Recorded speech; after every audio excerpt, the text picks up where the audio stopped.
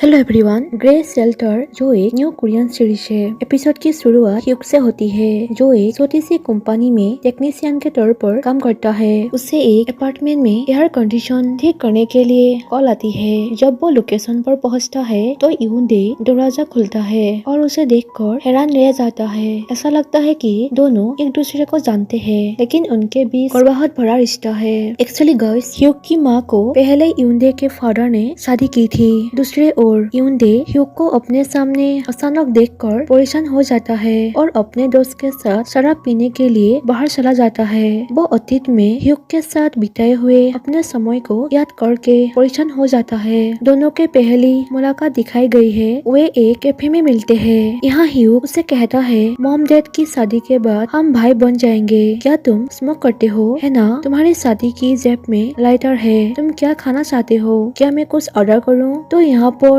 यूनडे कहता है, मेरे डैड एक गुंडे हैं जो लोगों को मारते हैं। वो मुझे बहुत मारता है। ह्यूक कहता है, हम वैसे भी एक घटिया लाइफ के लिए ही बने हैं, तो बस साथ चलो। नेक्स्ट डे यूनडे अपने दोस्त के साथ नशे में धुत हो जाता है। ह्यूक उसे लेने आता है और अपने अपार्टमेंट में ले जाता है। ह्यूक उसे बेड पर लेटा देते हैं और वो यूनडे की गर्दन और चेहरे पर निशान दिखता है जो उसके पिता की पिटाई के कारण दिखाई दिए है। यूनडे उसे कहता है, मुझे तुमसे नफरत है। ऐसे कहकर वो हाथ हटा दिया। जब वो अगले दिन उठता है तो यूनडे ह्यूक को बताए बिना वहाँ से चला जाता है। ह्यूक उसे ढूंढता है और उसे एक स्टोर रूम में देखते हैं। ह्यूक उसे कहता है, चलो घर चलते हैं। यूनडे कहता है, क्या मेरे फादर ने तुम्हें मुझे लेने आने के लिए कहा था ताकि वो मुझे मार सके? मैं वापस नहीं जा रहा हूँ। ऐसे कहकर वो डोर क्लोज करने वाले होते हैं, लेकिन ह्यूक रोकते हुए कहता है, चलो घर चलते हैं। यूनडे कहता है, यह क्या है? हाथ हटाओ, बाहर में जाओ। ऐसे कहकर वो फिर उसी रूम के अंदर जाते हैं, लेकिन ह्यूक उसे फिर कहता है, स्कूल के बारे में क्या? यूनडे कहता है, मेरे अपने तरीके हैं। तभी ह्यूक उसे अपना शूज देते हुए कहता है, मेरे शूज पहनो,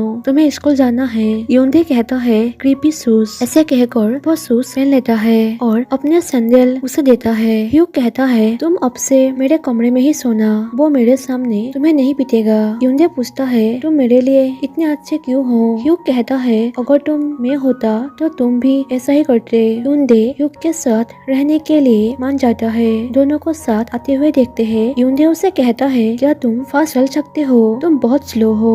ह्यूक उसे पूछता है, क्या तुम्हें मुझसे नफरत नहीं है? यूनडे कहता है, तो फिर तुम मुझे लेने क्यों आए? यहाँ ह्यूक उसके शोध पर लगाने के लिए मेडिसिन देकर कहता है, क्या तुम्हें मेरी मदद की जरूरत है? यूनडे कहता है, मैं खुद कर लूंगा। ऐसे कहकर उसे लगाया, लेकिन ठीक से लगा नहीं पाता है। ह्यूक कहता है, तुम इसे नहीं देख सकते, मुझे लगाने दो। ऐसे कहकर वहाँ मेडिसिन लगाते हुए उस घाव को टास्क कर रहा होता है। यूनडे उसे कहता है, तुम क्या कर रहे हो? ह्यूक कहता है, कुछ नहीं। ऐसे कहकर मुस्कुराते हुए बैंडेज लगा देते हैं और उसके फेस को टच करते हुए कहता है, तुम हैंडसम हो। यूनडे हैरान होकर कहता है, अचानक? ह्यूक कहता है, हाँ। ऐसे कहकर वो आगे जाते हैं और ह्यूक बैंडेज को हटाते हुए कहता है, अरे ये तो बहुत महंगा है। सीरियसली? यूनडे को लाइफ में पहली बार सुकून मिलता है। मॉर्निंग स्कूल जाते टाइम यूनडे न्यू शूज देखते हैं। यह देखकर वो मुस्कुराते हैं और ह्यूक से पूछता है, हे, मैं तुम्हारे शूज पहन रहा हूँ। ह्यूक पूछता है, क्यों? यूनडे कहता है, मेरे पास पहनने के लिए कुछ नहीं है, वो मेरे भी है। ह्यूक उसके बात सुनकर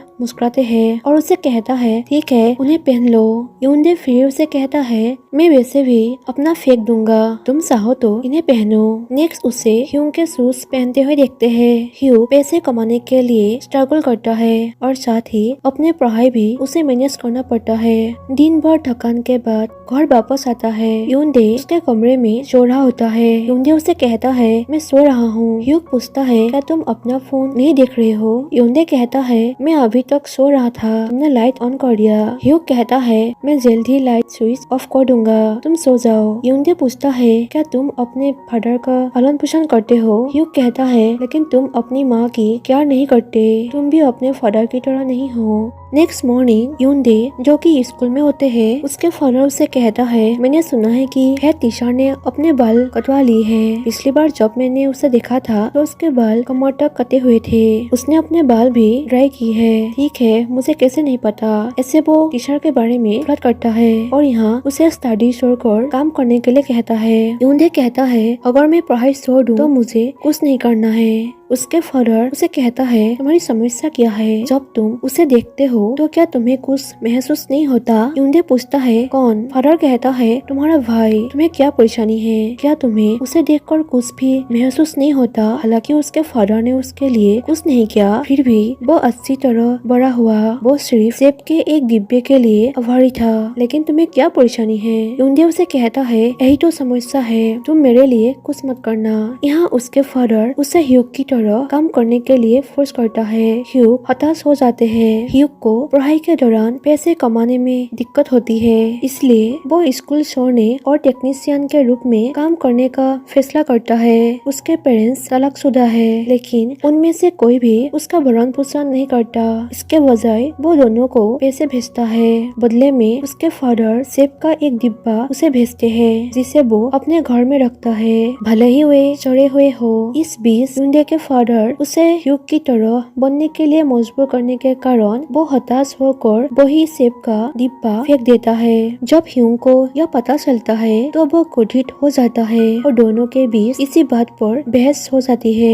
ह्यूग यह कहकर उनकी दोस्ती खत्म कर देता है, मैं तुम्हें और तुम्हारे पिता को एक परिवार के रूप में नहीं देखता। यही कारण है प्रेजेंट टाइम में जब यूनडे लंबे समय के बाद ह्यूग को देखता है तो वो नाराज हो जाता है और उसे घर से बाहर निकल जाने के लिए कहता है। वर्तमान में वापस आते हुए यूनडे की गर्लफ्रेंड उससे रिश्ता तोड़ लेती है और वो बेघर हो जाता है। उसके दोस्त उसे बॉर्डर के घर जाने के लिए कहता है, मतलब ह्यूग के पास जाने के लिए कहता है। तो यहाँ पर यूनडे उसे कहता है, तुम्हारी उसे मेरा भाई कहने की हिम्मत कैसे हुई? ह्यूग को यह तब पता चलता है जब वो अपनी एक्स गर्लफ्रेंड के अपार्टमेंट में एयर कंडीशनर ठीक करने के लिए आता है। हालांकि वे लंबे समय से कांटेक्ट में नहीं हैं, फिर भी ह्यूग यूनडे के बारे में सोचकर बेचैन हो जाता है। ग्रे शेल्टर एपिसोड 2 रात में यूनडे को कॉल करने और यह पूछने के साथ एंड होता है, क्या तुम्हें कहीं जाना है? ऐसा लगता है कि आने वाले एपिसोड में यूनडे ह्यूग के साथ रहने के लिए चले जाएंगे। Thank you for watching my video. Bye bye.